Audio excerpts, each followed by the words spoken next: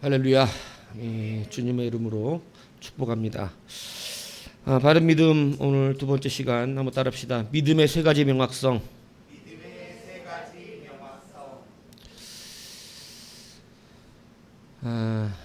교회가 이 세상과 싸울 때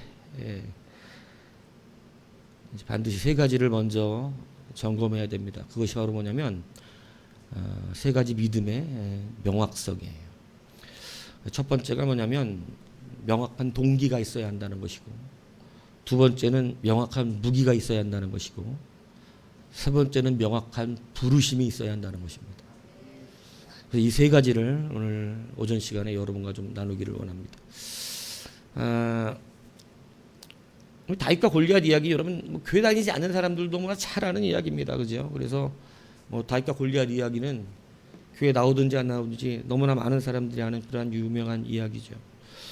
어린 시절 교회 학교에 다닐 때 이 다윗과 골리앗 이야기를 들으면 저도 그랬던 생각을 했던 것 같아요. 나도 다윗처럼 되고 싶다. 다윗처럼. 두렵고 큰 적이지만 담대히 나가서 능히 그 적을 무너뜨리고 나라를 구하잖아요. 정말 멋지지 않습니까? 근데 이것은 사실 주일학교 학생들만의 꿈이 아니라 어른들도 다윗처럼 되고 싶다는 생각을 합니다. 그런데 이제 문제가 뭐냐면 다윗과 같은 상황이 오면 그게 안 된다는 거예요. 삶에서 진짜 골리앗을 만나면 다윗이 아니라 대신 나가서 싸워줄 사람을 찾고 있는 사울왕처럼 되거나, 아니면 더 나은 믿음 앞에서 시기하고 질투하는 엘리야처럼 되거나, 이것도 아니고 그냥 절절 떨고 있는 무명한 병사와 같이 되고 만나는 것이죠. 그러니까 다윗처럼 되고 싶은 그런 소망을 가졌는데, 말씀을 들을 때마다 다윗처럼 되기를 원했지만 실질적으로 골리앗을 만나면 그냥 벌벌 떠는, 다윗처럼 바깥에 나아가 골리앗을 이기는 그러한 실질적인 능력이 인생 가운데 나타나지 않는다는 것입니다. 왜 그러냐? 왜 그러냐면 동기가 명확하지 않았기 때문에 그래요. 다윗처럼 되고 싶었던 동기가 뭐냐 이거죠. 다윗처럼 되고자 했던 명확한 동기가 그냥 영웅, 간지, 남들 앞에서 멋지고 싶었던, 교회의 영웅이 되고 싶은, 내가 나서서 이 문제를 싹 해결해주고, 그죠? 교회에서 이 사람을 볼 때 멋지다, 집사님 멋지다, 이런 동기, 우리는 그런 동기로 다윗처럼 되고 싶다. 주일학생하고 똑같은 생각을 어른이 돼서 한다는 거죠. 예. 이런 동기를 가지고 있기 때문에 여러분 실질적으로 골리앗을 만나면 그 앞에 나가지도 못합니다. 골리앗을 안 만나기만을, 성도들이 골리앗을 안 만나기를, 내 인생에는 골리앗이라고는 없었으면 좋겠는, 그러니까 그냥 어떤 문제가 생기지 않기만을 바라는 그냥 이런 인생 살아가는 것이죠. 그러니까 사울왕처럼 돈 줄 테니까 나가서 대신 싸워줘 이렇게 하거나, 아니면 믿음 좋은 사람 보면 시기하고 질투하는 엘리압처럼 되거나, 아니면 이름도 없는 그냥 저 구석에 박혀서 덜덜덜 떨고 있는 무명의 병사처럼 되는 것이죠. 저도 집사 시절에 그런 생각한 적 있어요. 교회가 재정적으로 어렵고 힘들어하고 목사님도 집도 없고 차도 없고 이런 교회들 섬기다 보면 막 싹 해결해주고 싶은 거예요. 예배당도 해드리고 싶고 목사님 사택도 해드리고 싶고 자가용도 하나 사드리고 싶은, 제가 사업도 했었기 때문에 막 그런 꿈을 꾸고 그랬어요. 내가 막 받아갖고 목사님 탁 이렇게 그런데 늘 기도가 그랬어요. 하나님 나한테 물질 주시면 제가 한다니까요. 물질 주시면 전 진짜 할 생각이 있었어요. 11조도 작게 했던 것도 아니야. 근데 그런 하고 싶은데 그 정도 물질을 안 주시더라고. 그 정도 물질을 왜 안 주실까? 근데 나중에 제가 사역자가 되고 나서 하나님 그러셨어요. 너 같은 생각을 너만 하는 줄 아냐? 너 같은 생각은 다 해. 교회 다니는데 그런 생각 안 하는 사람이 있나요? 내가 그러고 보니까 그렇더라고. 나한테 주시면 내가 안 할까? 이랬는데 교회 다니는 사람은 다 그 생각한대. 자기한테 주시면 다 할 생각이 있대. 그걸로는 안 된대. 그럼 뭐가 문제인가요? 너는 왜 영웅이 되고 싶은 거냐? 주님의 질문은 그거예요. 너는 왜 영웅이 되고 싶은 거냐? 왜 네가 문제 해결자가 되고 싶은데? 여러분, 내가 알았어요. 뭐가 틀렸는지를. 동기가 틀렸어요. 동기가. 하나님은 교회가 예배당이 세워지고 뭐 이 교회에 필요한 사역들에 대한 결과를 보고 싶으신 것이 아니에요. 하나님은 성도들에게 바른 믿음의 동기를 찾고 싶은 거예요. 그래서 사무엘상 16장 7절에 보면 내가 보는 것은 사람과 같지 아니하니 사람은 외모를 보거니와 나 여호와는 중심을 보느니라 이렇게 말해요. 중심이라고 하는 이 원래 원어의 뜻은 레바브예요. 레바브는 심장을 뜻해요. 그러니까 이 중심을 본다는 말이 뭐냐면 네 심장이 어디에 떨리고 있느냐 이 뜻이에요. 네 심장이 어디에 떨리고 있는지를 나는 보고 쓴다. 좀 더 의역을 하면 네 마음이 무엇 때문에 움직이는가, 너의 마음이 무엇 때문에 움직이는가, 그것 때문에 그 동기를 나는 보고 사용한다 이렇게 말씀하시는 거예요. 그러니까 중심을 본다는 것은 우리의 심장이 어디에 뛰고 있는가. 여러분 막 우리가 뭔가 좋은 거 생각하면 막 심장 뛰고 그러잖아요. 뭔가 막 이상을 생각하면 막 그냥 가슴이 뛰고 그러잖아요. 하나님이 중심을 보신다는 거예요. 뭔 얘기냐면 우리의 중심, 나의 심장이 어디에서 뛰어서 그것을 하고 있는가. 골리앗 앞에 사울 왕으로부터 이스라엘의 모든 사람들은 다 상상하고 있을 거예요. 자기가 나가서 골리앗을 때려잡는 상상. 사울 왕도 그렇고 아무리 지금 자기가 나가지 못하지만 상상은 다 할 거 아니야. 내가 가서 골리앗 때려잡고 싶은 막 멋지게 상상할 거 아니에요. 그죠? 맨날 상상만 하고 사는 우리들처럼. 근데 여러분 그 골리앗을 잡고 싶은 영웅심리, 간지 그 사람 다 그게 동기예요. 영웅심리나 간지로 기억될 수 없어요. 그들은 허무하게 죽을 것입니다. 골리앗 앞에 나가면. 그런데 다윗은 그 동기가 달랐어요. 다윗이 오늘 골리앗 앞에 나가는 것은 동기가 완전히 달라요. 오늘 사무엘상 17장 26절에 보면 다윗이 곁에 있는 사람들에게 말하여되 이 블레셋 사람을 죽여 이스라엘의 치욕을 제거하는 사람에게는 어떠한 대우를 하겠느냐. 이 할례받지 않은 블레셋 사람이 누구이기에 살아 계시는 하나님의 군대를 모욕하겠느냐. 이렇게 말해요. 자, 어떻게 보면 다윗이 보상이 뭐야, 골리앗 이기면 보상이 뭐야, 이렇게 말하는 것처럼 이 원문은 그렇게 말하고 있는 것이 아니라 이거는 역설적인 얘기예요. 무슨 얘기냐면 지금 보상이 문제냐 이 얘기하는 거예요. 지금 이스라엘의 군대가 치욕을 받고 있고 하나님의 이름이 모욕을 받고 있는데 보상이 문제냐? 이게 지금 다윗의 이 외침이에요. 그러니까 지금 다윗이 역설적으로 뭘 해준다고? 이렇게 물어본 거예요. 백성들이. 근데 백성들은 멍청해가지고 왜? 지금 다윗의 마음을 몰라요. 다윗은 지금 분노가 일어났어요. 하나님의 이름이라 하나님의 백성이라고 불리우는 백성이 무시를 당하고 있고 여호와의 이름이 모욕을 당하는데 그것에 대한 보상이 뭐냐? 이거 갖고 백성들은 따지고 있는 거예요. 내가 하나님 잘 믿으면 보상이 뭐냐? 여러분 보상의 문제가 아니에요. 지금 하나님의 이름이 모욕을 당하고 있다고요. 내가 하나님의 백성인데 그 백성의 하나님의 군대라고 불리우는 이스라엘이 지금 치욕에 놓여 있다고요. 그러니까 지금 다윗이 뭐라고 그러냐면 지금 보상이 문제가 아니라는 거예요. 지금 보상이 문제냐고 지금 다윗의 외침은 그거거든요. 그의 심장을 옮기는 것은 보상이 아니고 영웅심리가 아니에요. 인기도 아니고 객기도 아닙니다. 다윗의 심장을 움직인 것은 내가 하나님의 백성인데 하나님의 백성된 내가 지금 하나님의 이름이 모욕당하고 있는 이 자리에 아무도 움직이지 않고 있다는 것이에요. 그의 동기는 오직 하나님이었어요. 하나님의 이름이 모욕당하고 있다는 것. 여러분, 이 동기가 명확하지 않으면 교회에서 여러분을 하나님께서 여러분의 물질로 쓰시지 않아요. 여러분의 동기가 무엇 때문에 물질이 필요하고 무엇 때문에 내가 지금 잘 돼야 하는가.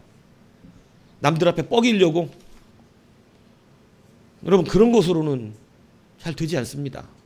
하나님은 그 중심이 무엇으로 움직이는가를 보시기 때문에 그래요. 다윗은 자기가 하나님의 백성이라고 하는 강력한 자존감을 갖고 있었어요.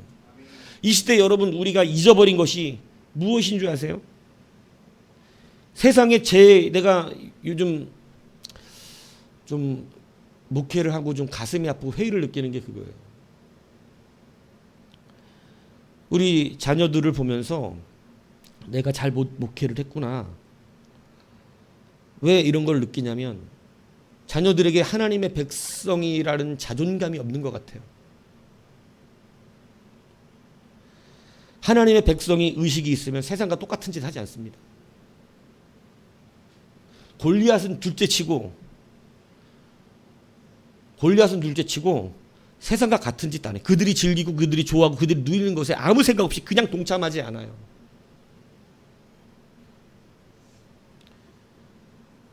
근데 부모들은 그거 갖고 기도도 안 해요.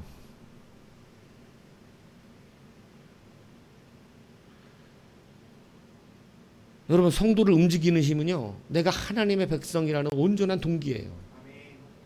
내가 하나님의 자녀라고 하는 것 때문에 골리앗 앞에서도 가감없이 나갈 수 있어야 하는데, 여러분, 아무런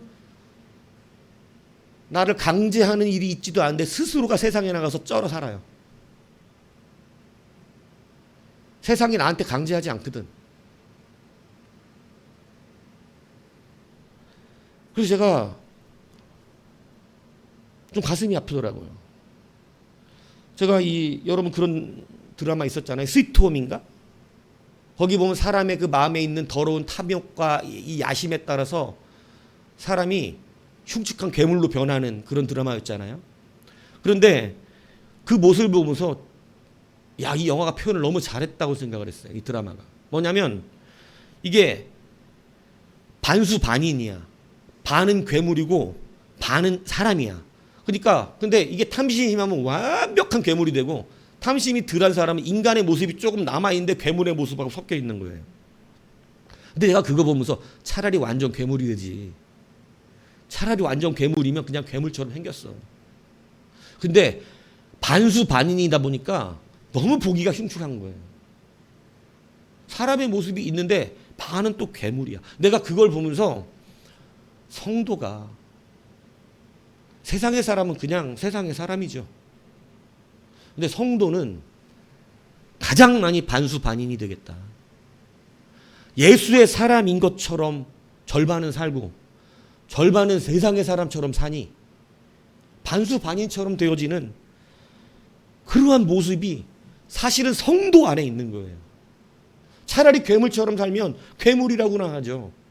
근데 이건 괴물도 아니고 사람도 아닌 거예요. 성도도 아니고 세상 사람도 아닌 거예요. 나는 우리 자녀들이 세상 앞에서 동기가 분명하기를 바라요. 하나님의 백성답게 자부심과 자긍심을 가지고 명확하게 세계상과 구별된 삶. 그래서 여러분들이 어릴 때부터 가르쳤던 게 뭐예요? 우리가 인더 월드 하지만 not of the world. 세상 안에 살아갈 수 없지만 살아갈 수밖에 없죠. 우리는 세상에. 그 공간 안에서 in the world. 하지만 not of the world. 세상에 속하여 살지는 않죠. 세상 사람처럼 살리는 것은 아니라고. 그게 성도가 살아가는 힘이잖아요. 그런데 여러분, 우리의 동기가 예수 그리스도의 사람이라고 하는 이 다윗처럼 내가 하나님의 백성이라고 하는 동기가 무너지다 보니까 믿음이 작동되지 않습니다.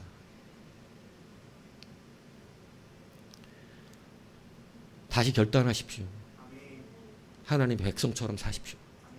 하나님 백성처럼 자존감을 가지셔야 돼요.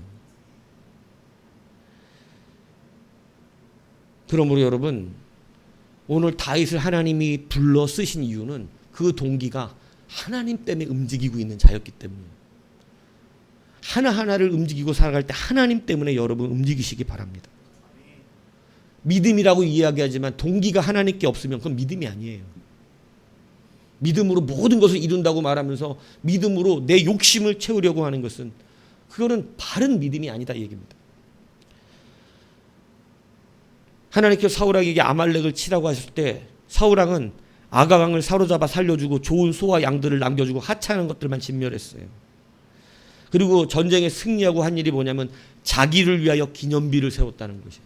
나는 교회들이 우리도 앞으로 여러분이 혹시 잘 돼서 교회당을 건축하고 많은 사람들이 교회에 출입하게 되어지는 그런 일들이 벌어질지 모르겠지만 교회 머릿돌에 여러분들의 이름을 새길 것은 꿈도 꾸지 마십시오. 아무리 많은 헌금을 하고 건축 헌금을 했다 그래도 여러분의 이름을 교회당 건축 예배당 어디 한 곳에다가 헌금한 사람, 내가 교회당 큰 교회당들 우리 가서 보면 한쪽 머릿돌에 꼭 헌금한 사람들 이름 써놨더라고. 그 사람 상 다 받았어. 왜 하나님이 기억하셔야 될 것을 왜 교회에서 영웅이 됩니까? 거기다 이름 새기려고 헌금하는 거 아니잖아요. 그 영웅심리예요, 영웅심리. 동기가 틀리면 여러분 그 믿음으로 쳐지지 않아요. 오늘 여러분이 다시 회복해야 되는 것은 하나님의 백성으로서 그 하나님의 이름이 여러분 때문에 모욕당하지 않도록. 너 교회 다닌다며? 야, 너 교회 다닌다 그러지 않았냐? 밖에서 이런 소리 듣지 말라 얘기해요. 왜 세상 사람이 그렇게 물어봐요? 교회 다니는데 네가 이런 걸 한다고? 너 교회 다니는데 그렇게 거짓말하냐? 너 교회 다니는데 그렇게 우리하고 이런 짓 똑같이 하고 다니냐? 그래서 속으로 비웃는 겁니다. 교회 다녀도 똑같다고. 심지어는 교회 다니는 것들끼리.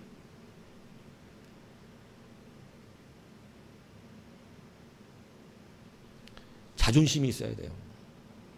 동기가 분명해야 돼요. 사울처럼 살면 안 돼요. 여러분, 사울왕이 망한 것은요, 동기가 틀렸기 때문이에요. 그는 왕이 되어서 하나님으로 인하여 그 중심이 움직이지 않았어요. 그는 항상 영웅심리였어요. 영웅심리가 그의 동기였어요. 그러니까 아각을 살려줘요. 하나님이 다 진멸하라고 그랬는데도 아각을 살려와요. 자기가 얼마나 관대한 왕인지를 세상 사람 앞에 보여주고 싶었어요. 그래서 여러분이 믿음의 능력으로 다윗과 같이 정말로 되기를 꿈꾼다면 여러분 분명히 지금 이 시간 다시 점검해야 되는 게 믿음의 동기예요. 여러분 무엇을 동기로 움직이고 있는가? 그냥 세상 사람과 똑같이 움직인다면 여러분 안에는 하나님의 동기가 있지 않잖아요. 탕자의 비유에서 형이 아버지의 말씀에 순종해서 어김이 없었다고 표현되어 있습니다. 탕자의 형은 어김없이 아버지를 섬겼어요.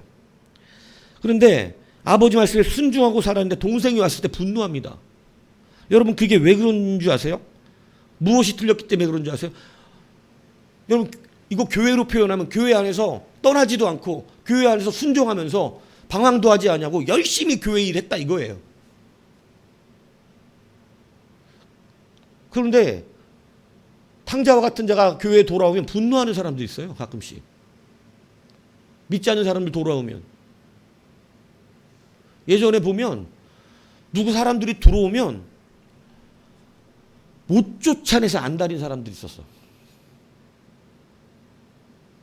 그거 희한하죠.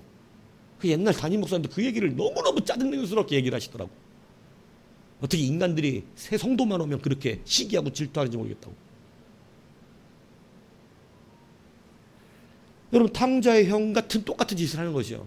자기 동생이 돌아왔는데도 분노합니다. 왜 그랬어요? 그가 아버지 앞에 순종한 것은 아버지를 사랑하고 아버지의 뜻을 기뻐하며 그 말씀에 순종했던 것이 아니에요. 그 동기가 틀렸기 때문에 그래요. 누구의 유익을 위해 살았던 거예요? 결국은 자기 스스로의 유익을 위하여 아버지 앞에 있었던 거예요. 꿈이 더 컸을지도 몰라요. 동생은 이 정도 갖고 나갔지만 나는 나머지는 다. 동기가 맞지 않으니까 결국은 정직한 신앙생활을 할 수 없었다는 것입니다.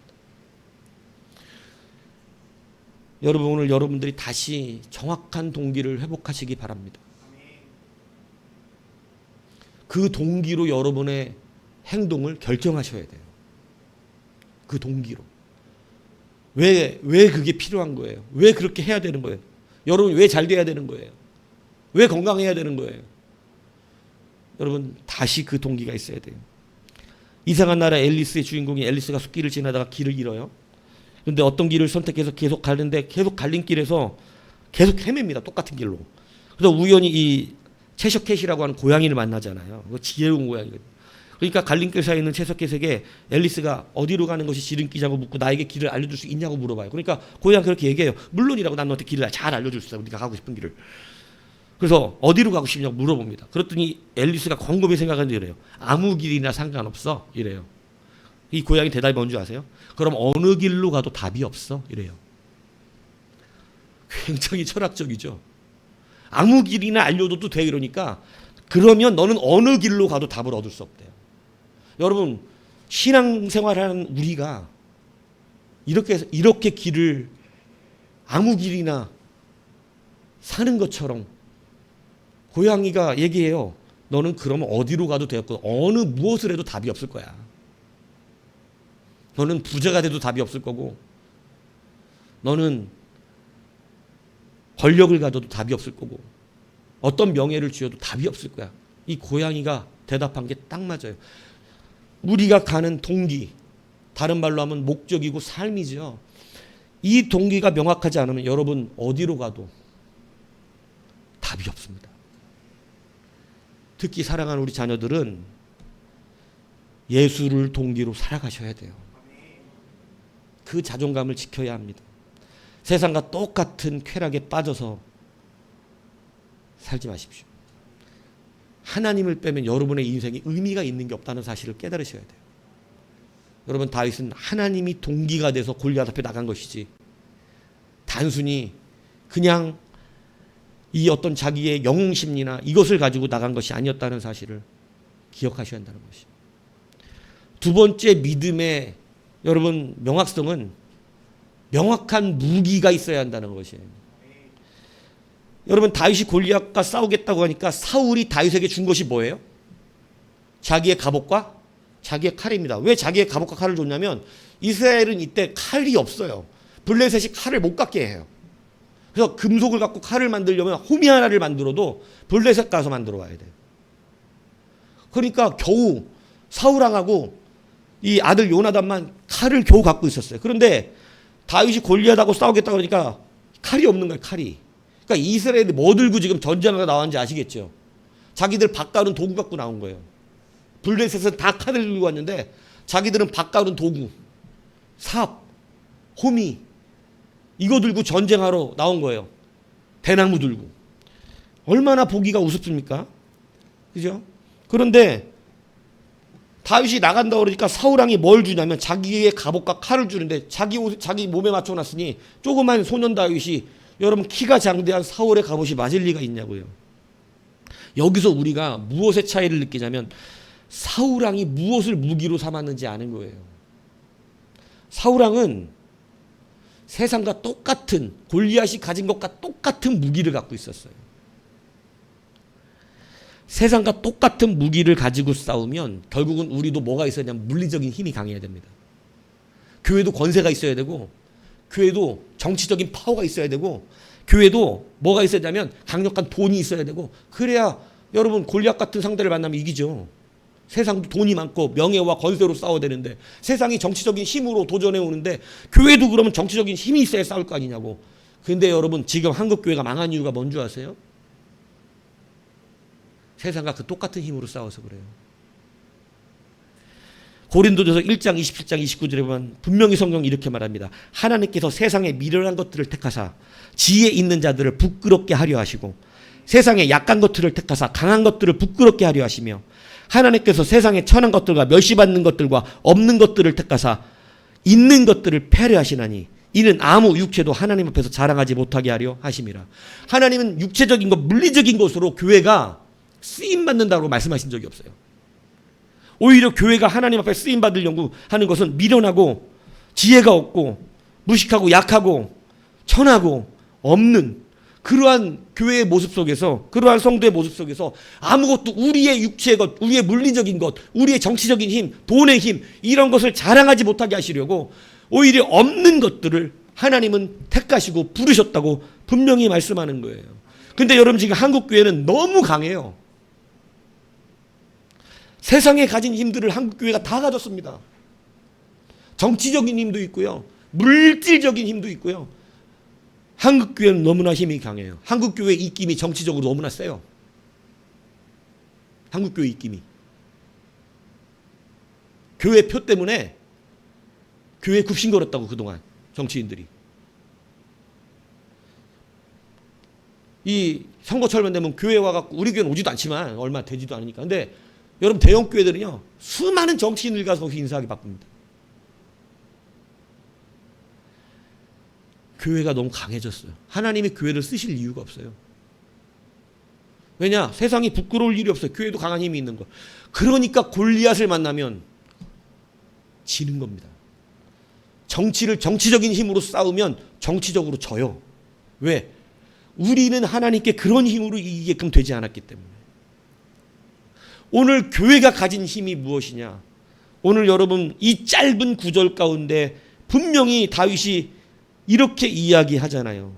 너는 칼과 창과 단창으로 내게 나오거니와 나는 만군의 여호와의 이름, 곧 네가 모욕하는 이스라엘 군대 하나님의 이름으로 내게 나아가노라. 여러분, 이 무기가 다윗은 명확했어요. 여러분, 왜 다윗처럼 우리가 나가지 못하냐면 여러분의 무기가 너무 형편없어서 그래요. 우리가 가진 무기가 세상과 상대해서 싸우려고 하다 보니까 너무 약해. 뭐 내가 국회의원쯤은 대학 가서 어떻게 해볼 거 아니야. 근데 국회의원은 그냥 시의원, 동네 동당도 못하고 있는데 누구하고 싸웁니까? 돈 몇 푼 가지고 가서 세상과 싸울 수 있어요? 여러분, 세상이 지금 하는 거 보세요. 전 국민한테 돈 줍니다. 전 국민한테. 교회가 전 국민한테 돈 줄 수 있어요?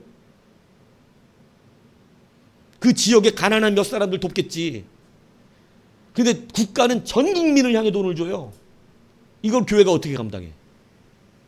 돈으로 싸워도 지고 정치적인 힘으로 싸워도 집니다. 무기가 틀렸어요. 한국교회 무기가. 여러분, 미련한 것을 괴로워하지 마세요. 없는 것을 부끄럽게 여기지 마세요. 여러분, 하나님은 그런 자들을 써서 그런 것들을 갖고 있는 세상을 오히려 부끄럽게 하시고, 세상의 전쟁의 승리가 그러한 세상의 물리적인 힘에 있는 것이 아니고 만군의 여호와 이름에 있다는 것을 분명히 드러내고 나타낸다는 사실을 여러분 기억해야 한다는 거예요. 그래서 교회는 육체의 자랑으로 살지 않아요.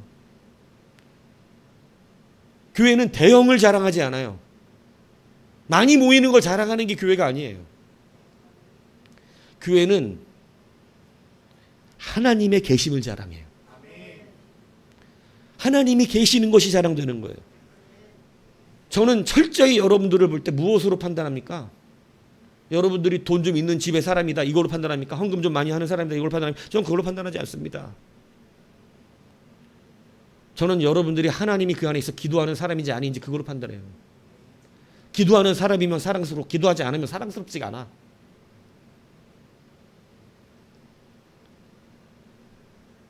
왜? 교회의 힘이 거기 있기 때문에. 헌금만 낸다고 여러분 교회를 세울 수 있는 것이 아니에요. 교회는 결단코 육체의 자랑으로 살지 않습니다. 여러분, 그렇기 때문에 우리가 오늘 이 본문을 통해서 다시 우리가 가져야 되는 무기는 세상의 칼이 아니라는 사실을 아셔야 돼요. 골리앗은 자기 칼에 자기가 죽습니다. 성경을 보세요. 골리앗의 목을 박은 건 성경이 분명히 자기의 칼입니다. 자기 칼. 다윗이 골리앗의 칼로 여러분 골리앗의 목을 쳐서 죽인다 그랬어요. 죽였다고 돼 있어요. 오늘 적어도 우리가 다윗의 꿈을 꾼다면 우리는 하나님의 이름으로 사는 거예요. 이것이 명확해야 돼요. 그 무기가 내게 있어야 돼요. 우리는 세상의 것은 없을지라도 여호와의 이름이 내 안에 충만하게 역사되는 사람이라고 하는 그 당당한 믿음이 우리 안에 역사돼야 되는 것이에요. 그래서 여러분 늘 말씀드렸지만 다윗은 자기가 전쟁에 수없이 이기고 여러분 많은 이 말들과 이 병거들을 다 가질 수 있었어요. 그런데 사무엘하 8장 4절에 보면 마병 1700명과 보병 2만 명을 사로잡고 병거 100대의 말만 남기고 다윗이 그 외의 병거의 말에 다 발의 힘줄을 끊었다. 여러분 최소한 이 정도 여러분도 있어요. 물질이 늘어나는 거 두려워할 줄 아셔야 돼요. 뭐야 물질이 이렇게까지 많아져? 나는 그러면 나머지 물질은 다 그냥 없애버려야겠다. 하나님께 드려버려야겠다. 가난한 자들 위해 써버려야겠다. 왜요? 내가 그거 의지할까 봐. 내가 이 필요 이상으로 돈이 많아지면 돈 의지할까 봐. 여러분은 돈이 어디까지 자라고 싶고 어디까지 채워지고 싶습니까? 한정이 없을 거예요. 많을수록 좋죠. 그런데 다윗은 자기 나라가 부강해질 수 있는 힘이잖아요. 병거들을 빼앗고 말들을 뺏어왔어요. 그런데 그것들을 다 없애버려요. 그 이유가 뭐냐면 내가 하나님을 의지하는 힘이 말을 의지하는 힘, 병거를 의지하고 무기를 의지하는 힘으로 바뀔까 봐 오히려 자기가 가진 그러한 병거들을 다 없애버립니다. 다 불살라버려요. 그게 하나님 앞에 헌금이 됐습니다. 여러분 재물을 어디까지 채워져야 나는 이거 의지할까 봐 나는 물질을 그만 채워줬으면 좋겠다. 이렇게 할 수 있어요? 우리가 다윗처럼 되지 못하는 이유가 뭔지 아세요? 우리는 물질을 그냥 한없이 채우고 싶어 해요. 여러분 적당히 먹고 살만하면 이거 이상 있으면 내가 물질 의지해 살겠다. 여러분의 노년이 물질에 있습니까? 하나님께 있습니까? 여러분의 자식이 하나님께 있습니까? 물질에 있습니까? 예수 믿는다고 하니까 다 하나님께 있다고 대답은 하고 실질적으로는 물질이 있어야 사는 진정성을 가져야 됩니다. 여러분의 명확한 무기가 뭔지 아셔야 돼요. 여러분 진짜 무기가 뭐예요? 여러분의 무기가. 우리의 진짜 무기가 뭡니까? 여러분 그래서 아직 다윗과 같은 사람이 일어나지 못하는 거예요. 나의 무기.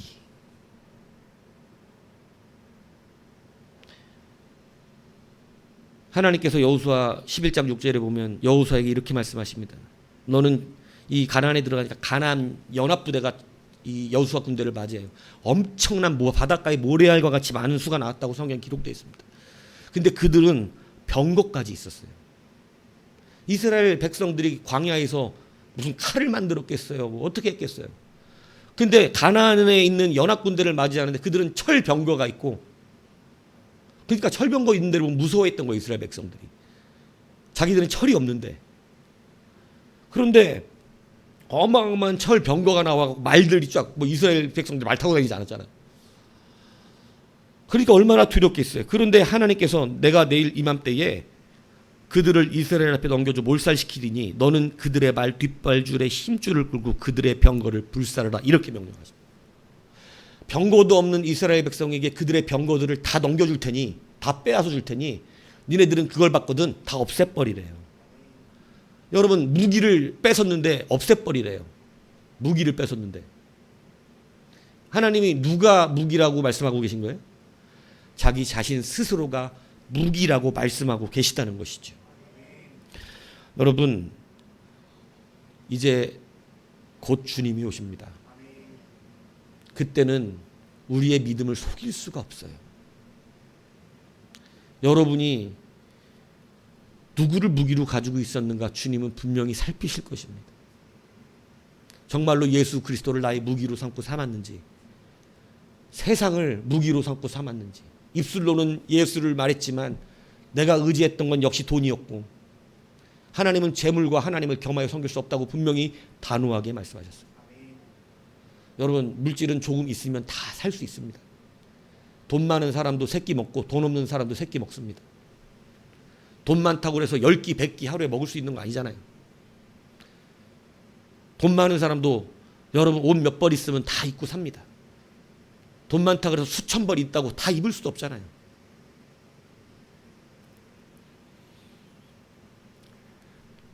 오늘 하나님을 무기로 명확하게 여러분은 살아가셔야 돼요.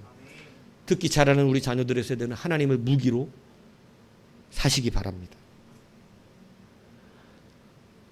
우리를 지키시고 도우시고 바라보시고 끝까지 보호하실 수 있는 분은 하나님밖에 안 계세요. 그래서 주님이 오시는 그날에 수많은 사람들이 주 앞에 부름받지 못했던 그 자들이 산하 바위와 나를 숨겨라 그러면서 자기가 무엇을 바깥에가 집어던진다 그래요. 가지고 있던 순금 폐물들과 돈들을 바깥으로 집어던지며 이것이 나를 살리지 못했음을 한탄한다 그러잖아요. 주님이 오셨는데 이게 소용이 없는 거야. 내가 쌓아놨던 것들이. 그래서 그것들 다 길바닥에 집어던지냐. 이게 쓰레기거든. 주님 나라 가려고 보니까. 근데 여러분을 사랑하는 건 주님이에요. 여러분을 불쌍히 여기시는 건 주님입니다. 여러분을 끝까지 사랑하실 분은 주님이에요. 그 주님만이 여러분을 지키고 도우시고 바라보시는 거예요. 누가복음 12장에 참새 5마리가 2 아사르니에 팔리는 것이 아니냐 이렇게 말해요. 참새 5마리가 2 아사르니, 한 아사르니가 몇 마리야? 계산 잘 안 돼요? 5마리가 2 아사르니래. 그러면 한 아사르니면 몇 마리냐고. 2마리 반이죠. 근데 2마리 반을 한 아수르에 팔겠냐고. 그래서 마태복음 10장 29절에 분명히 나와요. 참새 2마리가 한 아사르니에 팔리지 않느냐고. 그러니까 한 아사르니는 원래 2마리야 참새. 근데 2 아사리온을 주면 원래 몇 마리 받아야 돼? 4마리인데 5마리를 주는. 그럼 한 마리 뭐예요? 덤으로 껴주는 거야. 덤이라고. 그런데 하나님이 뭐라 그러죠? 근데 그 참새 하나도, 덤으로 껴주는 그 참새 한 마리도 잊지 않으신대요. 그러시면서 하신 말이 이거예요. 너희에게는 심지어 머리털까지 세신 바 되었으니 두려워하지 말라. 너희는 많은 참새보다 더 귀하니라. 덤으로 껴주는 참새도 하나님 귀히 여기시는데 너희들은 머리털까지도 센 바 되었으니까 두려워하지 말고 걱정하지 말라는 거예요. 이 말씀이 누구에게 적용되느냐?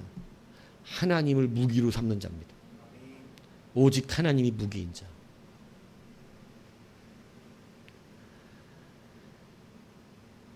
하나님만이 우리를 잘 아시고 우리를 사랑하시며 우리를 가장 위하십니다. 여러분 스스로도 여러분을 위할 수 없어요. 왜냐? 여러분이 여러분의 미래를 모르고 내일을 모르고 여러분이 하는 일이 여러분에게 진짜 좋은 일이 될지를 확신하지 못하기 때문에 그렇습니다. 나는 좋은 일이라고 했는데 오히려 나쁜 일이 되어 자녀를 망치기도 하고, 나는 자녀를 사랑한 일이었는데 자녀는 나를 증오하기도 합니다. 왜? 내가 하는 것은 좋은 결과를 항상 낼 수 없어요. 그래서 우리가 의지하는 건 하나님이에요. 여러분, 없는 사람이 자꾸 세상의 무기를 장착하려고 하는 것은 어리석은 일입니다. 우리는 없는 것을 부끄러워할 필요가 없어요. 우리가 지식이 없다는 것, 가진 것이 없다는 것, 남들보다 덜 배웠다는 것을 부끄러워할 필요도 없습니다. 하나님은 그런 자를 쓰셔서 세상을 부끄럽게 하십니다. 오늘 여러분이 분명히 지금 가져야 되는 건 내가 없는 것을 채우기 위해 세상과 씨름하는 것이 아니고 하나님이 여러분의 도움이시오, 하나님이 여러분의 무기라고 하는 것을 분명히 붙드셔야 합니다. 그래서 시편 20편 7절에 보면 어떤 사람은 병과 어떤 사람은 말을 의지하나 우리는 여호와 우리 하나님의 이름을 자랑하리로다, 이렇게 말씀하고 있어요. 이사야 31장 1절 도움을 구하러 애굽으로 내려가는 자들은 화 있을진저 그들은 말을 의지하며 병거의 많음과 마병의 힘이 강함을 의지하고 이스라엘의 거룩한 일을 앙모하지 아니하며 여호와를 구하지 아니하나니. 여러분, 세상을 의지하는 사람은 하나님을 구하지 않는데요. 예레미야 17장 7절에 보니까 그러나 무릇 여호와를 의지하며 여호와를 의뢰하는 그 사람은 복을 받을 것이라. 하나님을 힘으로 삼고 하나님을 무기로 삼는 사람은 그래서 무엇을 가지고도 승리하는 것입니다. 승리에 필요한 어떤 것을 우리가 가져야 승리하는 것이 아니라 하나님의 백성은 아무리 작은 것을 가지고 있어도 하나님은 그것으로 그 사람을 승리하게 하시는 거예요. 그게 하나님을 무기로 삼은 자의 삶이에요.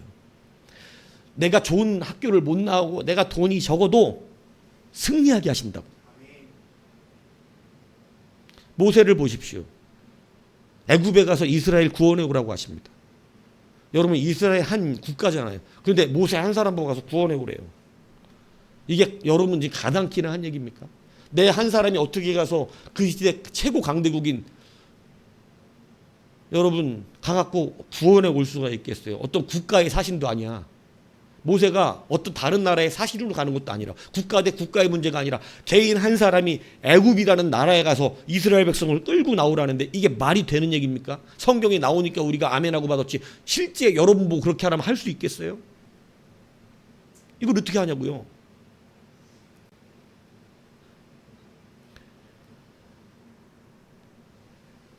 그런데 하나님 이렇게 말씀하세요. 모세도 그거 알아요. 자기 자신을. 자기 가서 어떻게 할 수가 없잖아요. 그러니까 안 간다 그럽니다. 하나님 그래요. 네가 가진 것이 무엇이냐. 그러니까 모세가 이렇게 합니다. 출애굽기 4장 2절에 여호와께서 그에게 이르시되 네 손에 있는 것이 무엇이냐. 그러니까 그가 이르되 지팡이니이다. 마른 지팡이. 양칠 때 쓰던 마른 지팡이 하나가 있었어요. 그러니까 출애굽기 4장 17절에 하나님 이렇게 말씀하세요. 너는 이 지팡이를 손에 잡고 이것으로 이적을 행할지니라. 모세가 가진 것이 하나밖에 없다 그랬어요. 왜? 자기 양도 없었거든. 지팡이 하나 있었어요. 근데 하나님이 그 지팡이를 가지고 이스라엘을 구원해 오라는 거예요. 여러분 아시다시피 그 지팡이는요. 10가지 재앙을 다 지팡이로 내렸고요. 홍해를 가를 때 지팡이로 내렸고요. 반석에서 물이 나오게 할 때 지팡이로 했고요. 이스라엘이 아말렉과의 전투 때 승리하게 할 때 지팡이로 들고 있었고요. 여러분 아무것도 아닌 이 마른 지팡이가 애굽에서 이스라엘을 구원해 나옵니다. 우리는 애굽을 구원하거나 어떤 승리할 다른 무기가 필요한 것이 아니라 하나님이 우리의 무기가 되시면 여러분이 가진 게 마른 지팡이 하나일지라도 여러분 하나님의 능력을 행할 수 있습니다. 성도의 무기는 명확하게 하나님이어야 합니다. 세상의 힘으로 세상과 대적하게 싸울 수 없어요. 하나님의 힘으로 우리는 승리해야 돼요. 끝으로 성도는 명확한 부르심이 있어야 합니다. 자, 한번 생각해 보실 게 있어요. 지금 다윗과 골리앗의 싸움의 이야기를 우리가 다루었는데, 자, 만약에 다윗이 없었다면, 한번 생각해 보셨어요? 다윗이 없었다면 어떻게 됐죠? 다윗이 없었다면 어떻게 됐을까요? 이스라엘은 그 전쟁 패배했을 것입니다. 그 전쟁 패배했을 거예요. 아무도 못 나갔어요. 다 덜덜 떨다가 전쟁에 참패했을 것이에요. 그러면 이스라엘은 누구 탓했겠습니까? 여러분 우리들의 이 본질이잖아요. 본성. 하나님이 우리를 안 도와주셨어요. 하나님이 우리를 안 도와주셨다는 거예요. 다윗이 없었다면 분명히 그런 일이 일어납니다. 어찌하여 하나님은 우리를 도와주시지 않는가? 자, 여러분 우리가 다윗처럼 되기 위해서 명확한 부르심 앞에 서셔야 합니다. 하나님께서 도와주시지 않은 이런 핑계대는 인생은 그만 사셔야 돼요. 왜 하나님은 내가 필요할 때 안 계시고 나는 어려울 때 안 도와주셨는가? 이런 핑계는 이제 성도는 되시면 안 돼요. 하나님이 안 도와주신 게 아니었어요. 왜? 우리는 다윗 때문에 알아요. 다윗이 있으니까 승리하게 하시잖아. 자, 그러면 하나님이 안 도와주셨냐? 아닙니다. 이사야 50장 2절에 하나님은 분명히 이렇게 말씀. 내가 왔어도 사람이 없었으며 내가 불러도 대답하는 자가 없었으면 어찌 됨이냐? 내 손이 어찌 짧아 구원하지 못하겠느냐? 내게 어찌 건질 능력이 없겠느냐? 분명히 이렇게 말씀하셨어요. 다시 말하면 여러분 하나님은 지금 불러 오셔서 내가 너희를 도와주겠다. 너희를 저 블레셋으로부터 구원하겠다라고 누구를 찾고 계시냐면 부르고 계셨다는 거예요. 나와라. 나올 자고 돼.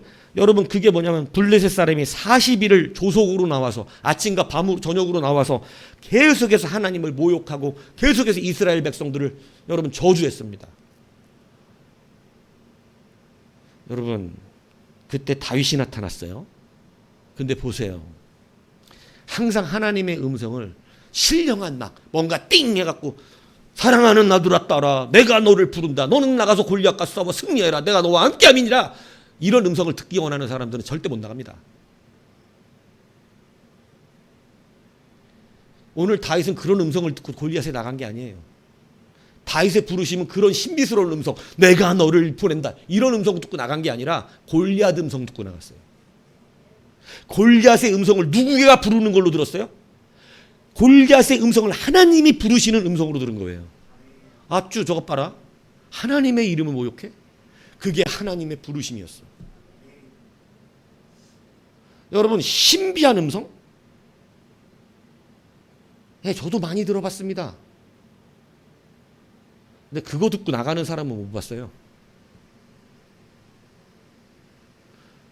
여러분의 현실 삶 속에서 하나님의 음성이 안 들린다면, 오늘 이스라엘을 모욕하고 있는 골리앗의 소리를 통하여 하나님의 음성이 들리지 않으면 신비한 음성도 없습니다. 분명히 부르고 있는 거 맞잖아요. 골리앗이 하나님의 이름을 모욕할 때 하나님이 부른 게 누가 나가겠느냐, 누가. 내가 지금 여기 있다. 누가 나가? 40일 동안 하나님이 부르셨어요. 사울왕아 네가 나가라. 엘리야바 네가 나가라. 그래, 무명의 네 병사들 중에 지금 내가 여기 있으니 내 이름 모욕하는 저 할례받지 않은 블레셋 저 인간을 누가 나가서 싸우겠느냐? 내가 부르고 있다. 나와라. 하나님이 40일 동안 부르셨다고. 골리앗의 음성을 통해서. 그런데 아무도 나가지 않습니다. 하나님이 양치고 있던 다윗을 형들 도시락 주라는 이유로 너는 가서 골리앗과 싸워 이겨라 이렇게 보내신 게 아니라 형들 도시락 주라고 보냅니다. 도시락 주라고. 도시락 주라고 보낸 다윗이 가서 골리앗의 음성을 듣자마자 누구의 부르심으로 들은 줄 아세요? 하나님의 부름이에요. 여러분, 여러분의 부르심은 신비한 음성으로 오지 않아요. 지금 이 상황 속에서 부르시고 계세요. 여러분을 부르고 있는 수많은 음성이 우리 이 삶 속에서 하나님은 수많은 자들의 음성, 심지어는 골리앗의 음성을 통해서라도 여러분을 부르고 계십니다. 근데 그것에 외면하는 자가 신비한 음성을 들으면 나갈 것 같습니까? 하나님이 여러분에게 진짜 나타나서 가라 그러면 갈 것 같죠? 절대 못 갑니다. 그래서 명확한 부르심이 있어야 돼요. 하나님의 뜻을 구한다고 하면 사실은 그 부르심에 응답하지 않은 경우가 얼마나 많았는지 모릅니다. 하나님 왜 나를 쓰지 않으십니까? 라고 여러분 천국 가면 분명히 하나님이 대답해 주실 거예요. 나는 너를 한두 번 부른 게 아니라. 나는 너를 분명히 불렀는데 너는 대답을 한 적이 없다고.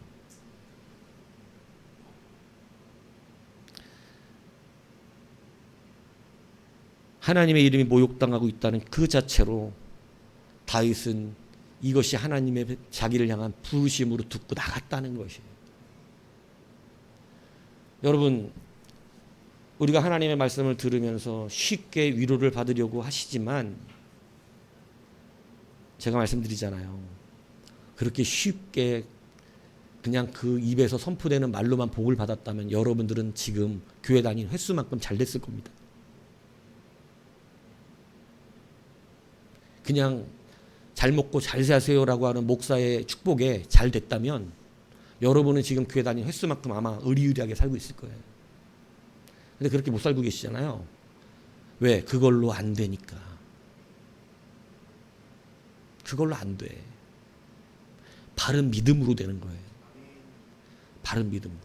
저는 여러분이 다윗처럼 내가 이 정도까지 돈이 필요 없어. 이건 다 그냥 하나님 앞에 드리자. 선교하고 가난한 자 돕자. 우리 집은 이렇게까지 돈 필요 없어.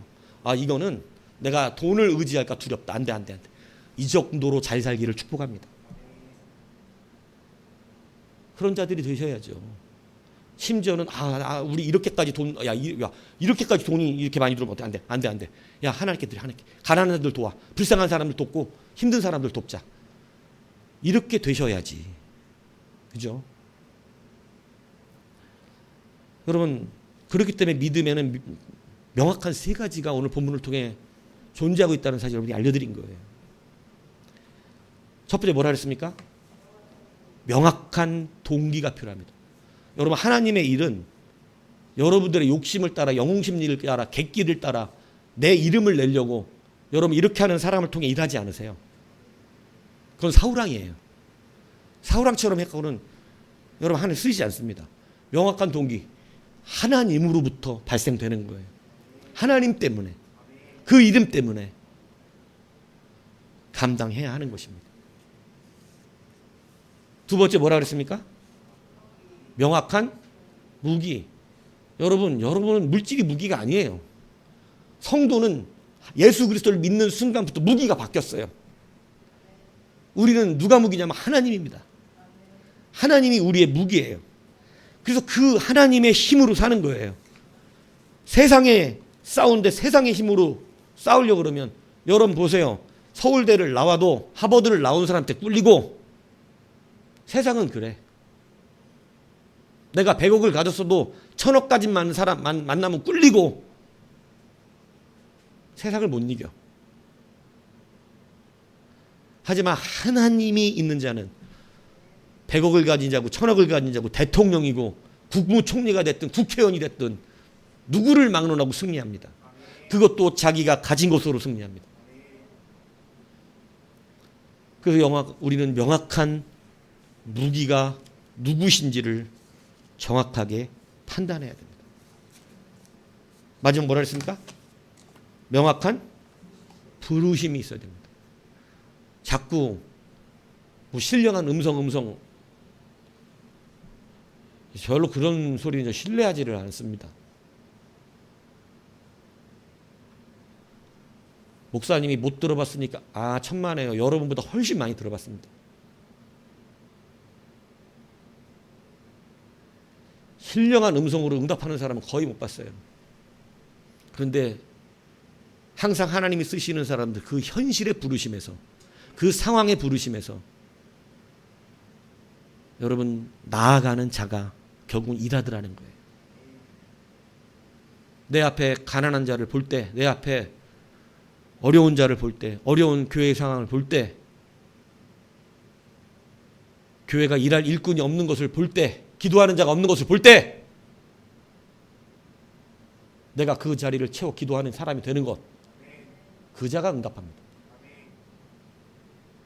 부르짖는 자가 없을 때, 눈물 흘리는 자가 없을 때 그 자리에 눈물 흘려주는 그 자가 부르심에 응답하는 거예요. 무슨 신령한 척하면서 신령한 거 따지고 있는 그런 아는 척은 엄청나게 하잖아요. 막 믿음 있는 척하고. 근데 여러분 신령한 것으로는 믿음이 발생되지 않습니다. 믿음은 행함으로 발생돼요. 행하지 않으면 신령한 것도 의미 없어요. 다 까먹어요. 아주 짧습니다. 그 기간이. 그것도 의심하기 시작합니다. 나중에. 그리고 진짜로 그런 건 경험을 해봤고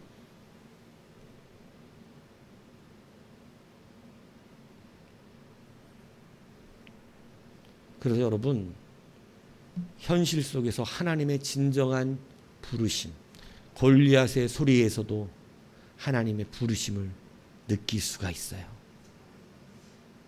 심지어 설교에서 못 듣겠습니까?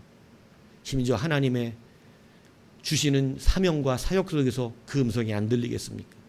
하나님은 끊임없이 여러분을 부르고 계시고 끊임없이 여러분을 도전 주시며 끊임없이 여러분을 쓰시겠다고 말하고 계세요. 오늘 하나님의 백성은 이 말씀 받을 것입니다. 그리고 이 말씀이 실제가 될 것입니다. 그래서 이 말씀대로 명확한 믿음의 승리를 분명히 얻게 될 것이에요. 그래서 추상적인 다윗 맨날 그렇게 보세요. 하나님 앞에 설 수 있는. 그러나 진짜 다윗의 꿈을 꿀 수 있는 하나님 중심에 합한 그러한 자가 돼서 주의 일을 하게 될 것입니다. 그것이 하나님 여러분을 쓰시는 방법이에요. 명확한 믿음의 세 가지의 명확성을 다시 한번 이제 깊이 묵상해 보시고 여러분에게 적용시키시고 하나님께서 여러분의 믿음을 쓰시는 귀한 은혜 안에 들어가기를 주님의 이름으로 축복합니다.